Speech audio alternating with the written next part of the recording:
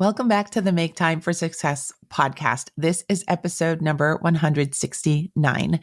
Today marks the third episode out of 4 in the Believe, Achieve, Succeed series that I have put together for you. It is part of my new experiment for having more solo content on this podcast. And I have to tell you, I am enjoying the experiment. It's a new phase for me because I need to spend more of my time in thought and thinking about what do I really want to communicate to you. And today's message is all about how to build unshakable trust within yourself and with yourself, because I do believe that sometimes the mistake that we make when we are trying to be successful is that we forget the fundamental component of success, which is self-trust. And since self-trust is such a multi-faceted topic, I talk about a lot of different things in this episode, including how to avoid feeling like you want to quit, how to deal with intense emotions and lack of self-confidence, and some strategies for just staying in the game and deepening your self-trust. Let's go listen to this episode together now. It's really, really rich.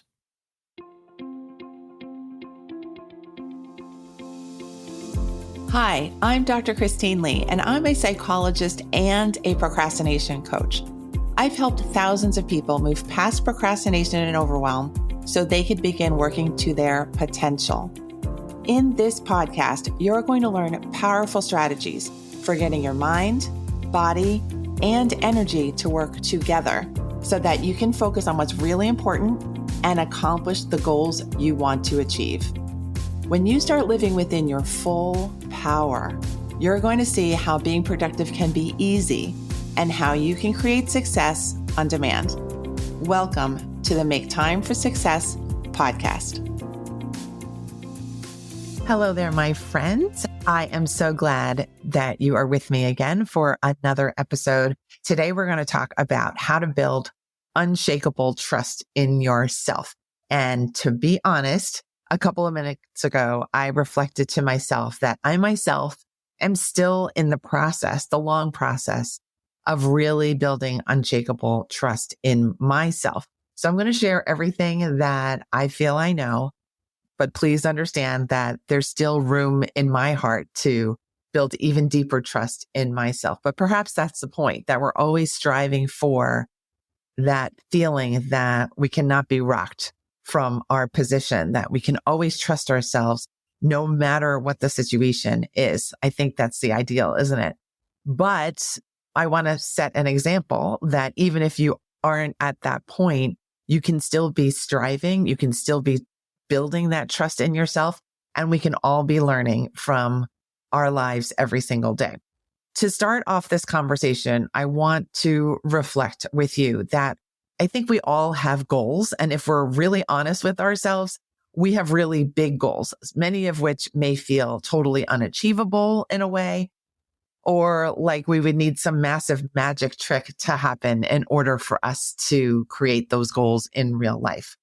But those goals still exist. And I think they exist for a reason. I think they exist because there's something in those goals that is meaningful to us. There's something within ourselves that we understand is potentially available to create that big goal, to make that reality happen in reality. No matter how scared we are, no matter how daunting the odds may be, we still have that goal for ourselves. So let's trust that.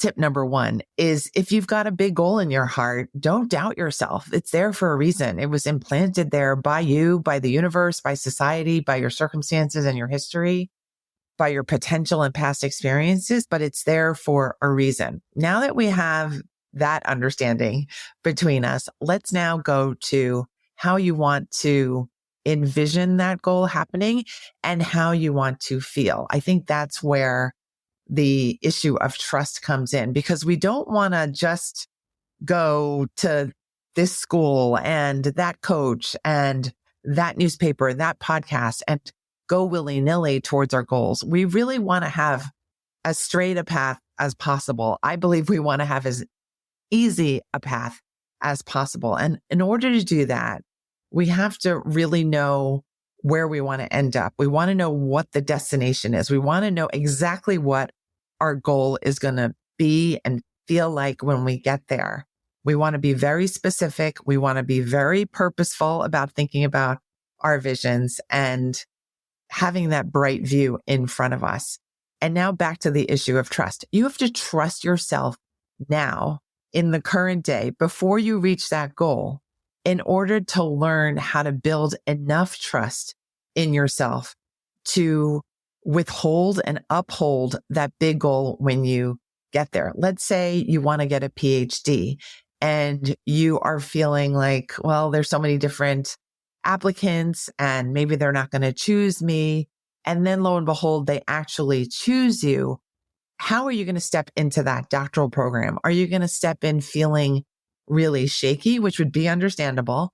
Or are you going to feel like this is a major opportunity for me to up level my understanding of myself and my trust in myself? That's actually a true story from my life. When I was admitted into different doctoral programs, I was probably the most unsure of myself.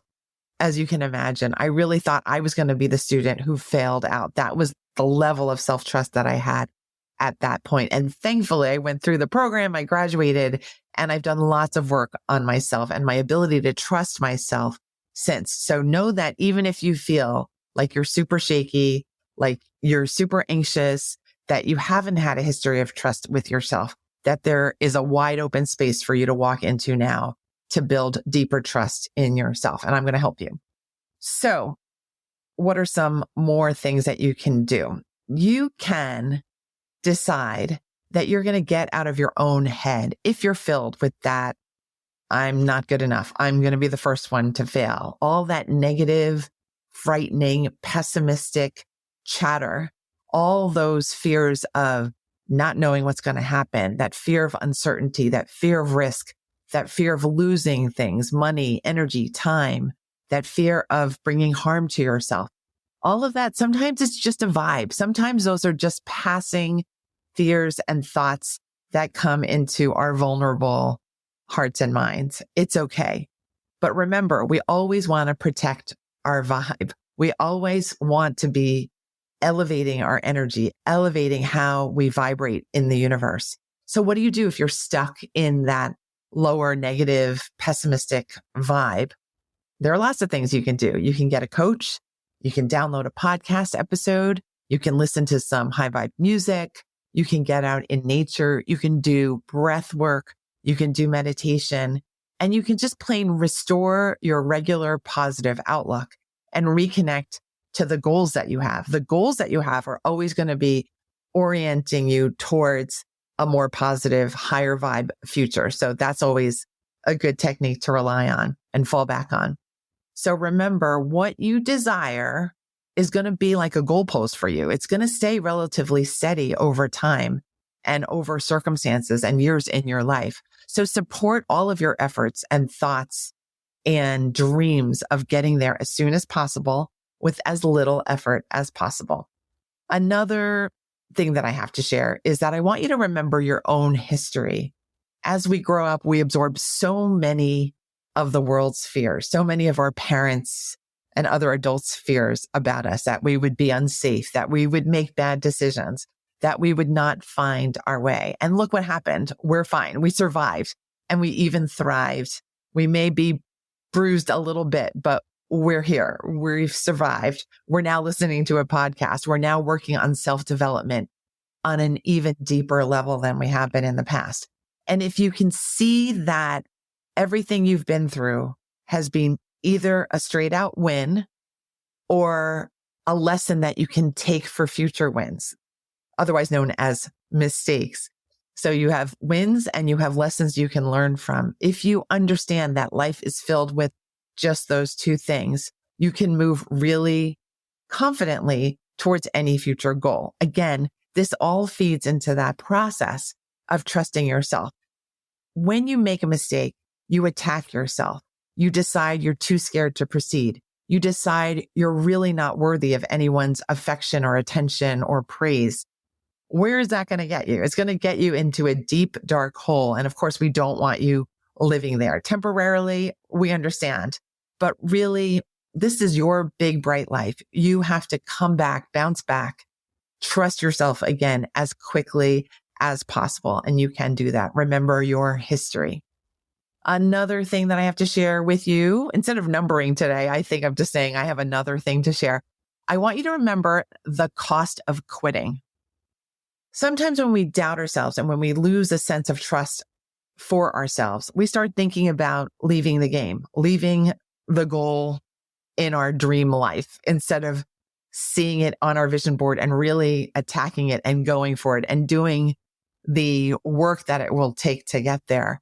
But I think we oftentimes forget what the cost of quitting is, right? Remember, I said at the top of this episode, you wouldn't have this particular goal if it wasn't super meaningful to you, if it really wasn't meant for you, if it really didn't hold some value to you. So by abandoning it, you're losing so much. You're losing something that you've already been connected to. You've lost a bit of your ideal future. So don't let yourself quit. I would offer that when you stay the course, when you allow yourself to stay the course, you are showing yourself your own resilience and consistency, two very important factors in wellness and success, resilience and consistency. And when you show yourself that you have both, that in itself is a goal achieved. That is really a huge win for yourself.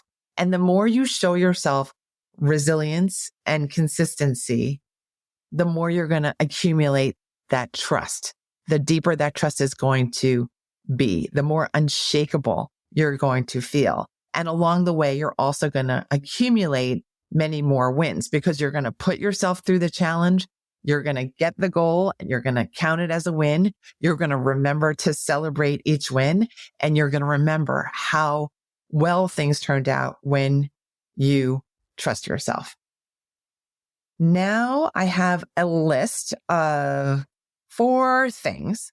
I have numbers now where you can work as a little bit of homework, areas that you can work on and think about as areas to develop a deeper practice in self-trust so that you can really say, I have unshakable trust in myself. Number 1, learn to have patience with the feeling of being frustrated. Frustration is a word that I hear from my clients time and time again. It's really a very frequently used word. And real life, daily life can be frustrating indeed. I've worked with clients for whom their work was really not the thing that was the issue. It wasn't that they weren't talented enough or they didn't have what it takes to do the work. But what they were struggling with was that feeling of frustration that would come in the gap space. I call it the blank space or the gap space. The space between you and the goal is that gap. And if you are low in terms of your ability to tolerate frustration, you're going to be more inclined to quit. You're going to be more inclined to give up. You're going to be more inclined to procrastinate and make things a little more difficult for yourself. So my tip here is to develop an awareness of when you feel frustrated. What causes you to get triggered and to feel like you can't do it anymore? Understand yourself at a deeper level here, and then build up that muscle of staying the course, even when you're feeling overwhelmed or frustrated. I promise you, this inner work is really valuable. It's not nothing. It's actually the thing that is going to help you to stay the course and do what you say you're going to do. Tip number 2 is to develop your ability to hold your focus. Of course, focus is a central executive functioning skill. It's something that we need in our day-to-day life.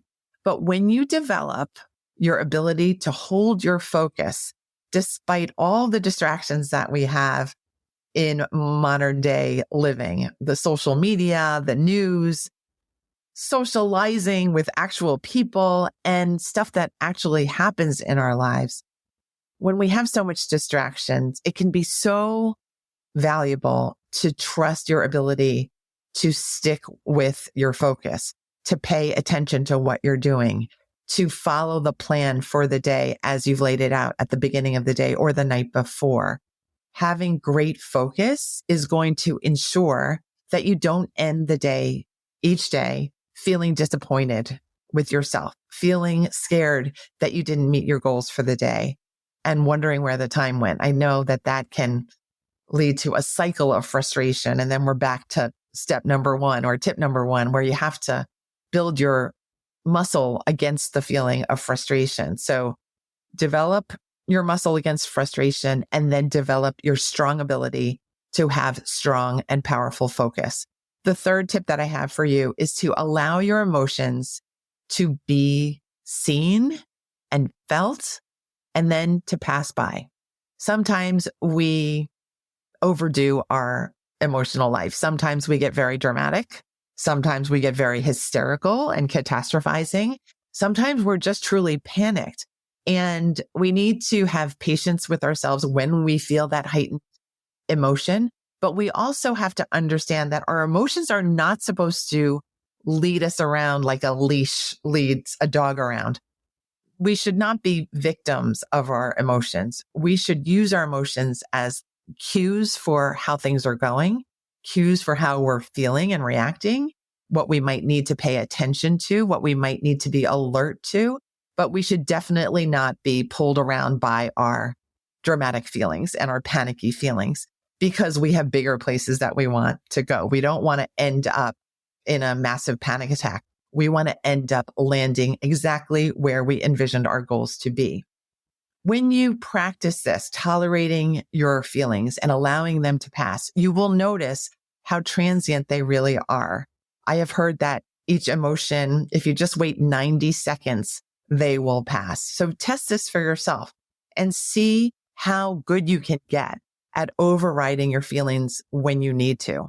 Sometimes we need to perform and show up and face challenges, even when we're feeling lots of shaky emotions, lots of destabilizing emotions, but we can still show up. We are stronger than we believe ourselves to be. I really believe that. So get good at feelings. Tip number 4 is to develop an ability to perform in spite of intense emotion. I think I've already just covered that in step 3, but I will share with you a little story that I recalled when I was drafting my notes for this episode. It was a story that brings us back to when Christine Lee was in 2nd grade in New York. I was your typical 2nd grader, but I was the kid who was asked to perform a duet with another 2nd grader, happened to be a boy. And that was all hunky dory, except that when it came to showtime, it was a bright morning. I remember the sun streaming through the auditorium. It was a packed auditorium, a very large auditorium. And I remembered that the other part of the duet, that guy that I was mentioning, that little boy, did not show up. And I was asked if I could do the duet solo. And of course, I was doing it without any benefits of having a rehearsal period. But I said, yes, I could do it. I remember doing it with a kind of powerful energy in my voice because probably I was terrified.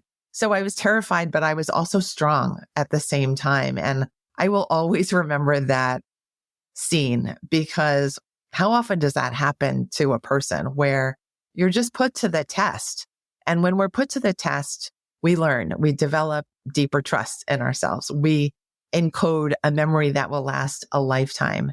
So if you're just about to embark upon something challenging and you're wondering, where can I develop some trust in myself? You've got lots of different memories that I've just shared with you in this episode, lots of little strategies that you can piece together to really build yourself up, but not in some artificial way, in a way that you can use for the rest of your life going forward, for any goal, for any relationship, for any time you have to speak up for yourself, for any time you have to do something, even though there might be some reason to doubt. I really invite you to try these tips out. I trust you deeply, and I'm really excited to hear the results of your efforts. Always feel free to share your wins with me. I'm over on Instagram all the time. I'm at Procrastination Coach there. I'm always in your corner, and I'm always rooting for you to develop deeper trust in yourself. Thanks so much for listening to this episode of the Believe, Achieve, and Succeed series. I'll be back next week for our last installment. Thanks again. Take care. Bye-bye. Thank you for listening to this episode of the Make Time for Success podcast. If you enjoyed what you've heard, you can subscribe to make sure you get notified of upcoming episodes.